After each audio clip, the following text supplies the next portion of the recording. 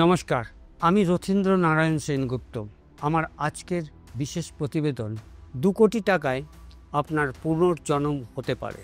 শতাব্দী ধরে বিজ্ঞান মানুষের জীবনে এমন অনেক কিছুই সংযোজন ঘটিয়েছে যা ভাবলে আশ্চর্য হতেই হয়। মাঝে মাঝে মনে হয় বিজ্ঞান পারেনি এমন কোনো কিছুরই বোধহয় অবশিষ্ট আর নেই। মানুষের কল্যাণ বা অকল্যাণে যার যা করার প্রয়োজন বিজ্ঞানীরা কিন্তু তার অধিকাংশই বাস্তবায়িত করেছেন। বিজ্ঞানীদের মাথায় যা যা এসেছে সেই সমস্ত কিছুরই একটা বাস্তব রূপরেখা আমরা দেখতে পেয়েছি।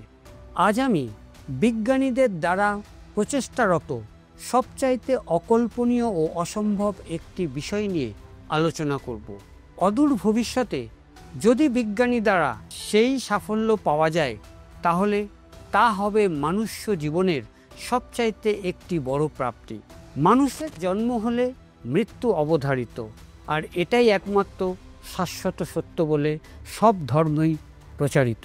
কিন্তু হঠাৎ মানুষ যদি অমরত্ব পাওয়ার কোনো একটা ফর্মুলা খুঁজে পায় তাহলে কি হবে, কিভাবে হবে, কোথায় হবে, আর হওয়াটা কতখানি সম্ভব সেই বিষয় নিয়ে আজ আমি বিশ্লেষণ করব।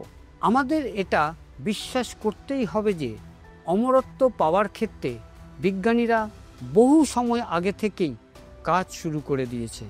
এখনও অবধি মানুষের জীবনে অমরত্ব পাওয়া সম্ভব না হলেও বিজ্ঞানের বাদৌলতে পুনর্জন্মের স্বপ্ন হয়তোবা খুব তাড়াতাড়ি বাস্তবায়িত হলেও হতে পারে। ক্রায়োনিক প্রিজারভেশন বা ক্রায়োনিক সংরক্ষণ, বাংলা ভাষায় একে অনেকে আবার ক্রায়োনিক হিমায়ন বলে থাকে।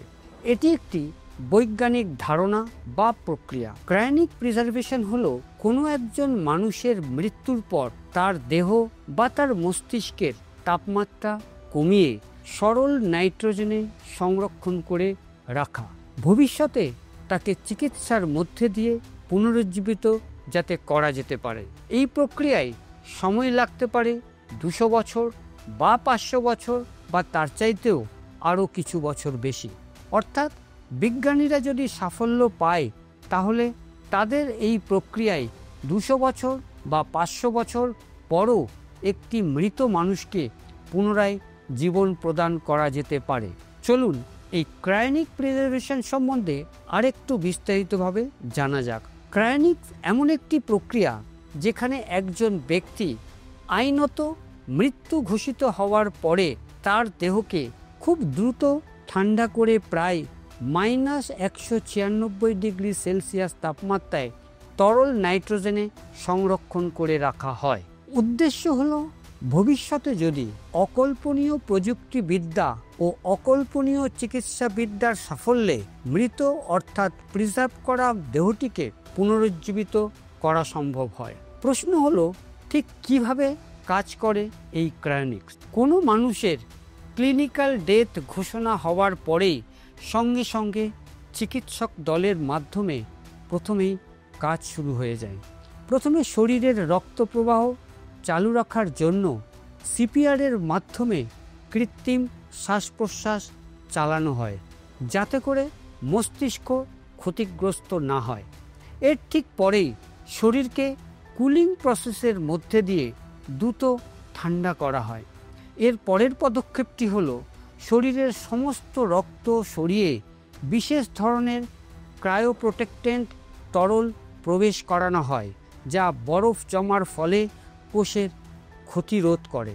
তারপর শরীরকে ধাপে ধাপে -196 ডিগ্রি সেলসিয়াসে ঠান্ডা করে তরল নাইট্রোজেনে সংরক্ষণ করা হয়। এই পদ্ধতিতে পুরো দেহ অর্থাৎ হোল বডি প্রিজারভেশন বা শুধুমাত্র মস্তিষ্ক অর্থাৎ নিউরো প্রিজারভেশন করা হয়ে থাকে। বিশ্বের কয়েকটি প্রতিষ্ঠান ক্রায়োনিক প্রিজারভেশনের সেবা দিয়ে থাকে। সেগুলো হলো অ্যালকল লাইফ এক্সটেনশন ফাউন্ডেশন, যেটা ইউএসএ অবস্থিত, ক্রায়োনিক ইনস্টিটিউট, এটিও ইউএসএতে অবস্থিত, টুমরো বায়োস্ট্যাসিস, এটি জার্মানে অবস্থিত, ক্রায়ো রাশ, এটি আবার রাশিয়াতে অবস্থিত। আগেই বলেছি ভবিষ্যতে সাধারণত এই পদ্ধতিতে মানুষকে পুনর্জন্ম পেতে গেলে তাকে খরচ করতে হবে $50,000 থেকে $2,00,000 পর্যন্ত। বার্ষিক মেম্বারশিপ ও ইন্স্যুরেন্স প্ল্যানের মধ্যে দিয়েও এর লাভ পাওয়া সম্ভব। মেম্বার ফি শুরু হয় মাসিক $1,250 থেকে আজীবন পর্যন্ত। অনেকেই লাইফ ইন্স্যুরেন্স পলিসির মাধ্যমে অর্থ জোগাড়ও করে থাকেন। ব্রেন প্রিজার্ভেশনের ক্ষেত্রে $15,000 থেকে $25,000 খরচ করতে হয়। বর্তমানে ভারতে কোনো স্বীকৃত ক্রায়োনিক প্রিজার্ভেশন ফ্যাসিলিটি নেই বললেই চলে, তবে ভবিষ্যতে বেসরকারি উদ্যোগে এটি চালু হলেও হতে পারে। বর্তমানে কিছু বায়োটেক বা লংজিভিটি রিসার্চ সংস্থা এই বিষয়টিকে নিয়ে আগ্রহ দেখাচ্ছে। ক্রায়োনিক করার ক্ষেত্রে যেসব কারণে খরচগুলো ধার্য করা হয় সেগুলো হলো: 1. মেডিকেলের লিগ্যাল ডকুমেন্টেশন তৈরি করার ক্ষেত্রে। 2.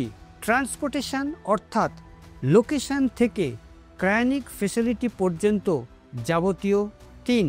প্রিজার্ভেশন ইকুইপমেন্টস ও চ্যানেল এবং জাতীয় খরচাদি।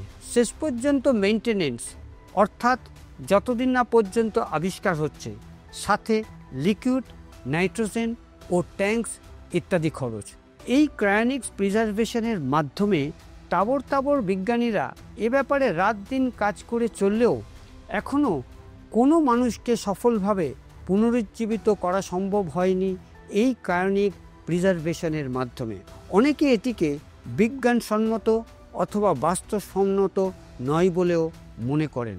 বহু দেশে এই ক্রায়োনিক প্রিজার্ভেশনকে আইনগতভাবে মেনে এখনও নেয়নি। অনেক বিজ্ঞানী আবার মনে করেন যে আগামী শতাব্দীতে এই সংরক্ষিত মানুষদের জীবিত করার উপায় বাস্তবায়িত হতেও পারে।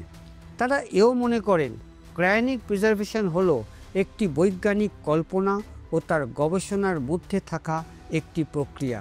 যদিও এখনও অবধি এটি একটি পরীক্ষামূলক ও বিতর্কিত অবস্থানে রয়েছে, তবুও আগামী দিনে এটি জীবন ও মৃত্যুর সংজ্ঞা নিয়ে গভীর প্রশ্ন অবশ্যই তুলবে এবং ভবিষ্যতে চিকিৎসা প্রযুক্তির জন্য এক গুরুত্বপূর্ণ অধ্যায় হিসাবে বিবেচিত হবে। আমাদের মনে রাখতে হবে যে ক্রায়োনিক্স এখনও অবধি একটি পরীক্ষামূলক বিজ্ঞান। বহু দেশে এর গবেষণা চলছে, কিন্তু এখনও পর্যন্ত কোনো মানুষকে সফলভাবে জীবন ফিরিয়ে আনার মতো করে কোনো সংকেত দিতে পারেনি। তবে এই বিষয়টি রিভার্সিবল সাসপেন্ডেড অ্যানিমেশন বা ভবিষ্যতে সম্ভাব্য পুনর্জীবনের আশা তৈরি করেছে যে এ বিষয়ে কোনো সন্দেহ নেই। এর সম্ভাব্য গুরুত্বপূর্ণ গবেষণার দিক হল বিশেষ রাসায়নিক পদার্থ যা কোষের মধ্যে বরফ জমতে না দিয়ে হিমায়নের সময় কোষকে রক্ষা করে। এমন আরও একটি পদ্ধতি হলো যেখানে কোষে বরফ জমে না, বরং তরল একটি কাচের মতো জমে যায়। এটি কোষভঙ্গ রোধে সাহায্য করে। ভবিষ্যতে ন্যানো রোবটের মাধ্যমে কোষ পুনর্গঠন করে শরীর মেরামত করার গবেষণায় সাফল্য আসবে বলে বিজ্ঞানীরা মনে করেন। আন্তর্জাতিকভাবে খ্যাতিপ্রাপ্ত প্রতিষ্ঠান সমূহগুলোতে আজও অবধি ক্রায়োনিক্স অর্গানাইজেশনস ক্রায়োনিক সংরক্ষিত সাল, সংরক্ষণের ধরন, মোট সংরক্ষিত ব্যক্তিদের সম্বন্ধে কিছু তথ্য প্রকাশিত করেছে। বিস্তারিত না হলেও তা থেকে সামান্য কিছু তুলে ধরছি। লাইফ এক্সটেনশন ফাউন্ডেশন, এটি অ্যারিজোনা অর্থাৎ দক্ষিণ আমেরিকার একটি অঙ্গরাজ্যে অবস্থিত। 1972 সাল থেকে তারা ক্রায়োনিক প্রিজার্ভেশনের কাজটি করে চলেছে। এখনও পর্যন্ত পুরো দেহ ও মস্তিষ্ক মিলিয়ে প্রায় 200-রও উপর মৃতদেহ তারা সংগ্রহ করে রেখেছে। ক্রায়োনিক ইনস্টিটিউট, এটিও ইউএসের মিশিগান শহরে অবস্থিত। 1976 সাল থেকে এরা শুধুমাত্র পুরো দেহ সংগ্রহ করে প্রিজার্ভেশন করে চলেছে। এর সংখ্যা 200-রও উপর। ক্রিওরাস নামে অপর একটি প্রতিষ্ঠান, যেটা কিনা মস্কো রাশিয়াতে অবস্থিত। এরা 2005 সাল থেকে এখনো পর্যন্ত দেহ ও মস্তিষ্ক মিলিয়ে 100টিরও উপর ক্রায়োনিক প্রিজার্ভেশন করে চলেছে। জার্মানির বায়োস্ট্যাসিস সংস্থাও বার্লিনে 2019 সাল থেকে শুধুমাত্র মস্তিষ্ক নির্ভর কাজ করে চলেছে। ইনফ্যাং লাইফ এক্সটেনশন, এটি চীনের অত্যাধুনিক একটি সংস্থা যারা কিনা এ বিষয়ে 2020 সালের পর থেকে গবেষণা ও সংরক্ষণের কাজ পরীক্ষামূলক পর্যায়ে করে চলেছে। এই সংস্থার ব্যাপারে বিস্তারিত এখনও অবধি কিছু জানা যায়নি। এই প্রতিষ্ঠানগুলোতে সদস্য হতে হলে অর্থাৎ মৃত্যুর পর ক্রায়োনিক প্রিজার্ভেশন আগে থেকে চুক্তিবদ্ধ করতে হয়।